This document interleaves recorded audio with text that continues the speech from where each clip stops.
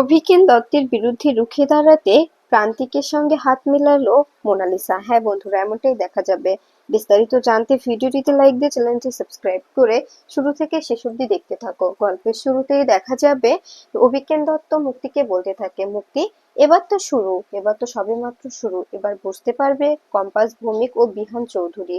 ওই চৌধুরীরা অনেকবার বেড়েছে, অনেকবার বেড়েছে, ওদেরকে আমি অনেক আটকানোর চেষ্টা করেছি কিন্তু পারিনি। কিন্তু এবার এবার ওদের এমন শিক্ষা দেবো, ওরা ভাবতেও পারছে না যে এই অভিজ্ঞান দত্ত কি করতে পারে। অভিজ্ঞান দত্তের সঙ্গে লাগতে আসা এতটাও সহজ নয়, এতটা এতটা ঠিক হয়নি। ওরা ওরা ভেবেছে যে সবকিছু এত সহজে মিটকাট হয়ে যাবে, কিছুতেই নয়। অভিজ্ঞান দত্ত কিছুতেই বরখাস্ত করবে না, কিছুতেই না। এবার এবার ওদের এমন শিক্ষা দেবো, ওরা ভাবতেও পারছে না। ওদেরকে আমি বুঝিয়ে দেব যে অভিজ্ঞান দত্তের সঙ্গে লাগতে আসা ওদের একদম ঠিক হয়নি। এরপরে দেখা যাবে এদিকে এদিকে কম্পাস কোচিং সেন্টারে পুলিশ এলে তখনই পুলিশ দেখে অবাক হয়ে যায় বিহান ও রুদ্র।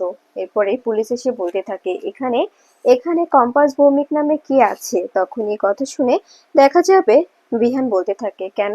কম্পাস একটু বাইরে গেছে, কোনো প্রবলেম? তখনই দেখা যাবে পুলিশ অফিসার বলতে থাকে, আসলে ওনার নামে কিছু অভিযোগ আছে, তাই আমরা এখানে এসেছি ওনার সঙ্গে দেখা করতে। এ কথা শুনে দেখা যাবে সবাই অবাক হয়ে যায়। এরপরে এরপরে তখনই দেখা যায় বিহান বলতে থাকে, কি অভিযোগ, কিসের কথা বলছেন আপনারা? কম্পাসের নামে কি অভিযোগ থাকতে পারে, আমরা কি জানতে পারি?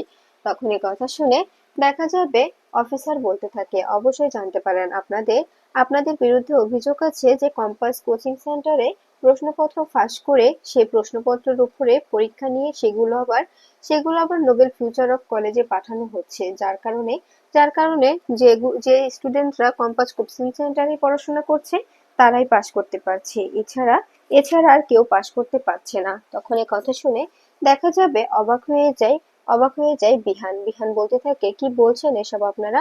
আপনারা যা বলছেন ভেবেচিন্তে বলছেন তো? কম্পাস ভূমি কেমন কিছু করেনি, আর আমাদের কাছে এমন কোনো প্রশ্নপত্র নেই। এখানে সমস্ত স্টুডেন্টরা সাক্ষী দিতে পারবে, কোনো সমস্যা নেই। তখন এই কথা শুনে দেখা যাবে বিহান বলতে থাকে, আপনারা আসলে কি চাইছেন বলুন তো? আপনারা সত্যি বুঝতে পারছি না যে কি করতে চাইছেন এখানে। অযথা কেন ঝামেলা করছেন? এখানে ঝামেলা করার তো কোনো কারণ থাকতে পারে না, আমি তো কোনো কারণ দেখতে পাচ্ছি না। তখন এই কথা শুনে দেখা যাবে অফিসার বলতে থাকে, আপনি কি আমাকে শেখাবেন? আপনি কি আমাকে আইন শেখাচ্ছেন? আমাদের কাছে আইনি নোটিশ আছে, আমাদের কোর্টের নোটিশ আছে, এখান থেকে আপনাদের উচ্ছেদ করতে হবে। এখানে আপনাদের আমরা কোনোভাবেই কোচিং সেন্টারটা চালাতে দিতে পারবো না। তখন এই কথা শুনে দেখা যাবে বিহানও রুদ্র অবাক হয়ে যায় আর বলতে থাকে, আপনারা এসব কি বলছেন? কোচিং সেন্টারে চালাতে দেবেন না মানে?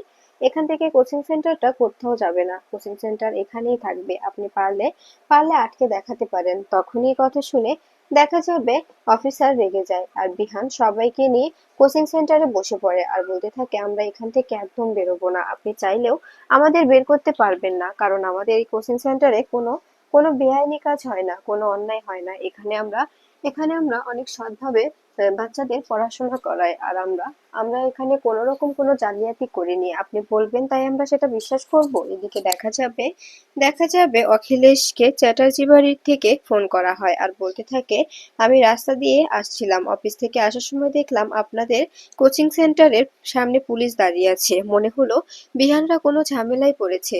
আসলে আমার সময় ছিল না বলে আমি দাঁড়াতে পারিনি, তাই আপনাকে ফোন করলাম যে আপনি একটু দেখে নেবেন, বাচ্চা ছেলে পেলে যদি কোনো ঝামেলায় পড়ে যায়। তখন এই কথা শুনে দেখা যাবে অবাক হয়ে যায় অখিলেশ বলতে থাকে, কি বলছেন এসব? ওরা ঝামেলায় পড়ে গেছে মানে? ওখানে পুলিশ অফিসার কি করে থাকতে পারে? এই বলেই ফোনটা কেটে দেয়। এরপরে দেখা যাবে ঋতুজা বলতে থাকে, কি হয়েছে আমি তো বুঝতে পারছি না, তুমি এরকম চিন্তিত কেন অখিলেশ? তখনই অখিলেশ বলে, ঋতুজা আমি সত্যি বুঝতে পারছি না কি করে কি হতে পারে। আমি শুনতে পেলাম যে কম্পাস কোচিং সেন্টারের সামনে নাকি পুলিশ দিয়ে ঘেরা করা, পুলিশ এসেছে, অনেক মিডিয়া এসেছে, বুঝতে পারছি না কেন। তখন এই কথা শুনে দেখা যাবে অবাক হয়ে যায় ঋতুজা বলতে থাকে, কি বলছো এসব? পুলিশ এসেছে মানে?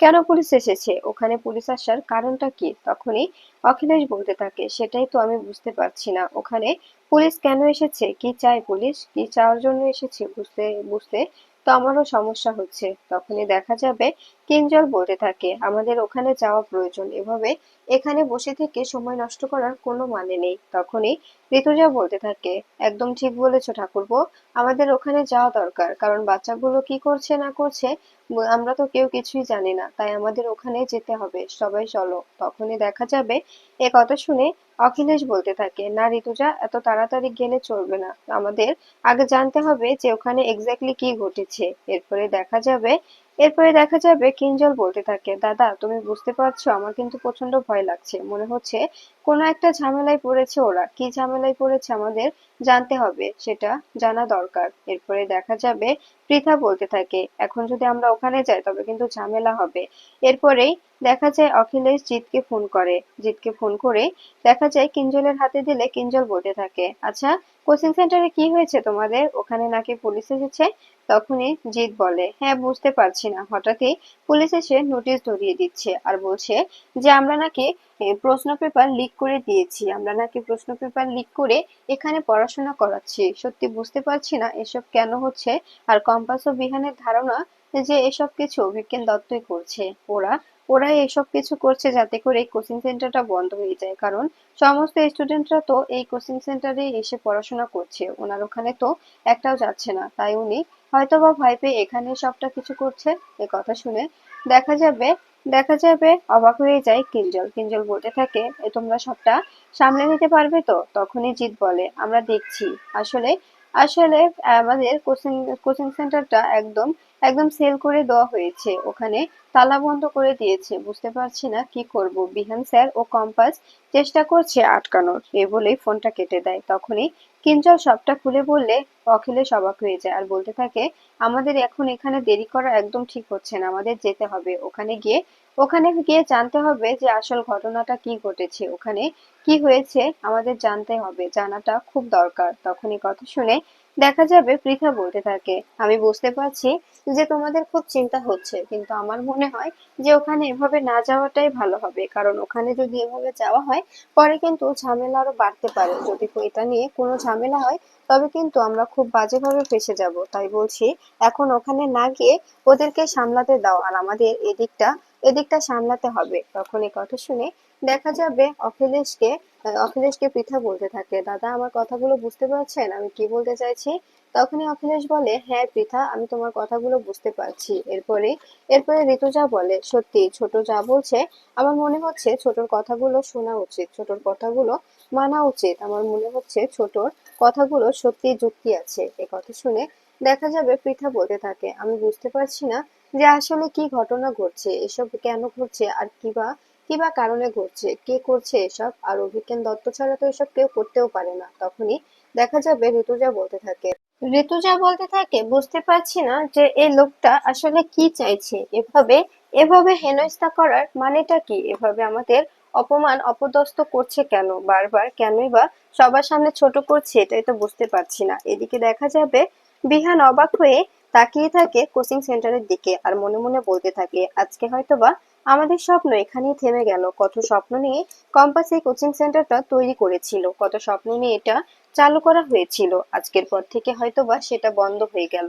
এই কথা শুনে কম্পাস মনে মনে বলতে থাকে সত্যি আমি আমি আর এই কোচিং সেন্টারটা চালু করতে পারলাম না, এই অভিজ্ঞান দত্ত আমাদের আমাদের সমস্ত আশা ভরসা একদম বন্ধ করে দিয়েছে, আমি ওনাকে কিছুতেই ছাড়বো না, উনি আমাদের সবকিছু নষ্ট করে দিয়েছে, সবকিছু আমি ওনাকে কিছুতেই ক্ষমা করতে পারবো না। এদিকে দেখা যাবে বস্তিতে লোক পাঠায় অভিজ্ঞান দত্ত, সেখানে লোকজন এসে ভাঙচুর শুরু করলে তখনই মোনালিসা চিৎকার করে বলতে থাকে আপনারা এসব কি করছেন, এভাবে ভাঙাচোরা কেন করছেন, প্লিজ বন্ধ করুন এসব, এসব বন্ধ করুন। যখন দেখা যায় কোনোভাবেই থামাতে না পারে তখনই মোনালিসা চিৎকার করে প্রান্তিককে ডাকতে থাকে আর বলতে থাকে প্রান্তিক বাবু আপনি কোথায়, এদিকে আসুন, দেখুন সবকিছু একদম ভেঙে ফেলছে, আমি বুঝতে পারছি না কি করব, আপনি আপনি কোথায়, প্লিজ আসুন। এদিকে দেখা যাবে নিচে কথা শুনতে পেয়ে মোহিনী বলতে থাকে অরিন আমাকে যেতে দাও, নিচে কিছু একটা হয়েছে, সবাই মিলে আলোচনা করছে, আমার ওখানে যাওয়াটা প্রয়োজন। তখনই দেখা যাবে অরিন বলতে থাকে ঠিক আছে যাবে, যাও এই পেপারটাতে আগে সাইন করে যাও। তখনই দেখা যায় এ কথা শুনে মোহিনী বলতে থাকে এটা তো আমার চেকবুক, কিন্তু এখানে আমি কেন সাইন করব?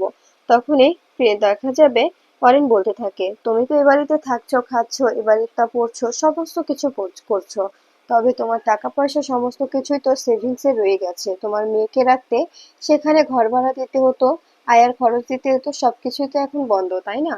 তাই তো টাকাগুলো তোমার কাছে আছে, সেখান থেকে আমাকে কিছু টাকা দাও, আমি খুব ভালোভাবে নিজের জীবনটা উদযাপন করি। তখনই দেখা যাবে মোহিনী বলতে থাকে, আমি সেরকম কিছু করতে পারবো না। এই কথা শুনে অরিন মোহিনীর হাত চেপে ধরে আর বলতে থাকে, কি বললে? তুমি পারবে না? আমাকে তুমি টাকা দেবে না? তবে আমি তোমার হাত এখানে কোনোভাবে ছাড়বো না। আমি যদি তোমাকে এখন না ছাড়ি। তখনই মোহিনী বলে, প্লিজ অরিন, এমন করো না। তুমি আগের দিনও হাতটা চেপে ধরেছিলে, আমার পুরো হাত লাল হয়ে গিয়েছিল। মা আমাকে জিজ্ঞেস করেছিল এটা কি করে হলো, কিন্তু আমি কোনো উত্তর দিতে পারিনি। আমি বলেছিলাম যে আমার রান্নাঘরে কিছু একটা হয়েছিল। কিন্তু কিন্তু আর কত অরেন, এভাবে আর কি ম্যানেজ করা যায় বলো তো? আমি চাই না যে তোমার পরিবারের সামনে তুমি ছোট হয়ে যাও, তাই প্লিজ তুমি আমার সঙ্গে এরকম ব্যবহার করো না, তোমার কাছে আমি রিকোয়েস্ট করছি। তখন এ কথা শুনে দেখা যাবে অরিন হাসতে থাকে আর বলতে থাকে, কি বলছো? তুমি আমাকে আমার মান সম্মান রক্ষা করতে চাও? আর তুমি, এটা আমি বিশ্বাস করি না। কারণ কারণ তুমি যদি এটা চাইতে তবে আমাকে এভাবে সবার সামনে ছোট করতে না, আমার জীবনটা নিয়ে খেলা করতে না, বুঝতে পেরেছো? নিজের স্বার্থে ব্যবহার করতে না। এদিকে অখিলেশ বলতে থাকে, ঋতুজা, প্লিজ বিহানকে ফোন করো, দেখো ওদিকে কি হলো। তখনই বিহান বলে, আমি বুঝতে পারছি না যে কি কি কেন তোমরা এতটা উত্তেজিত করছো, এতটা প্যানিক করছো। তখনই পৃথা বলে ওঠে, আসলে প্যানিক কি আমি সাধে করছি? এদিকে এই চিন্তা, অন্যদিকে আমার মেয়েটা, আমার তোমার ছোট মেয়ে, জানো, কোনো কোনো খোঁজ পাচ্ছি না, কখন গেছে বাইরে, কোথায় আছে, কি করছে কে জানে। আর ওকে দেখে আমার কেমন যেন মনে হচ্ছে ও স্বাভাবিক নয়। ওর ওর এরকম ব্যবহার আমার কিছুতেই মেনে নিতে পারছি না। আমি ওকে কিছুতেই বুঝতে পারছি না যে ও এমনটা কেন করছে। এরপরে দেখা যাবে এদিকে প্রান্তিক এসে মোনালিসাকে বলতে থাকে, মোনা, কি হয়েছে? তখনই মোনা বলে, দেখুন না, চারপাশটা কিরকম করে ভাঙচুর করছে। কতবার করে থামানোর চেষ্টা করছি, কিন্তু কোনোভাবে ওনারা থামছেন না। ওনারা ওনারা ভাঙচুর করেই যাচ্ছেন। এটা দেখে রেগে যায় প্রান্তিক। প্রান্তিক বলতে থাকে, এই তোমরা এসব কি করছো? এভাবে এভাবে কেন কেন কেন সবকিছু ভাঙচুর করছো?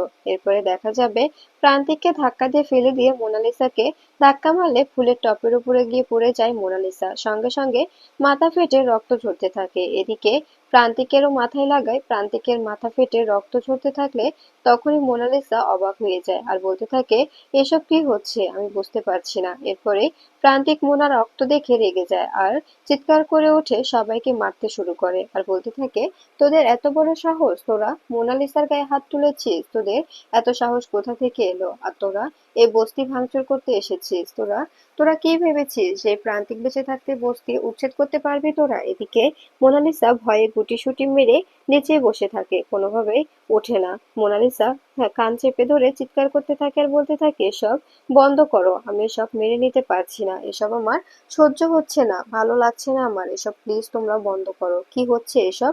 এরপরে দেখা যাবে গুন্ডাগুলো সবাই পালিয়ে গেলে তখনই প্রান্তিক মোনার দিকে তাকিয়ে অনেক কষ্ট পায়। এরপরেই দেখা যাবে প্রান্তিক মোনালিসার দিকে হাত বাড়িয়ে দেয়। এরপরে মোনালিসা ভয় পেয়ে চুপটি করে বসে থাকলে প্রান্তিক বলে, হাতটা ধরে উঠে এসো মোনা, একদম ভয় পাবে না, আমি আছি, একদম ভয় পাওয়ার কোনো কারণ নেই। তখনই দেখা যাবে প্রান্তিকের হাত ধরে ফেলে মোনালিসা, হাত ধরে আস্তে আস্তে উঠে পড়ে। এরপরে দেখা যাবে প্রান্তিকের মাথায় রক্ত দেখে কষ্ট পায় মোনালিসা, অবাক হয়ে প্রান্তিকের দিকে তাকিয়ে থাকে আর মনে মনে বলতে থাকে, দাদুকে আমি ছাড়বো না। আমি জানি দাদু ছাড়া এ কাজ কেউ করতে পারে না, এ কাজ দাদু ছাড়া অন্য কারোর দ্বারাই সম্ভব না। আমি দাদুকে কোনোভাবে ক্ষমা করব না। দাদু এভাবে আমার আমার সংসার ভাঙতে এসেছিল, আমি দাদুকে কোনোভাবে কখনো ক্ষমা করব না। এরপরে দেখা যাবে প্রান্তিকের দিকে তাকিয়ে প্রান্তিককে জড়িয়ে ধরে চিৎকার করে কাঁদতে থাকে মোনালিসা আর বলতে থাকে, আপনার কিছু হয়ে গেলে আমি বাঁচতে পারবো না। আর আমি আপনাকে কথা দিচ্ছি, আমি অভিজ্ঞান দত্তের বিরুদ্ধে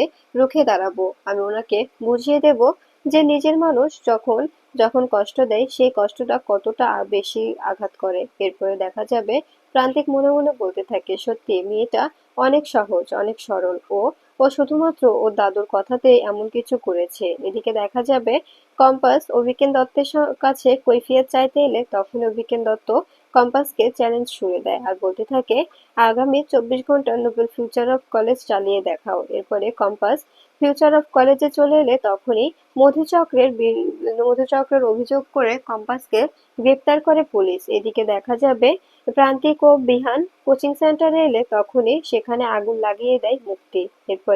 এরপরে দেখা যাবে মোনালিসা ও কম্পাস দৌড়ে চলে আসে বিহান ও প্রান্তিককে বাঁচাতে।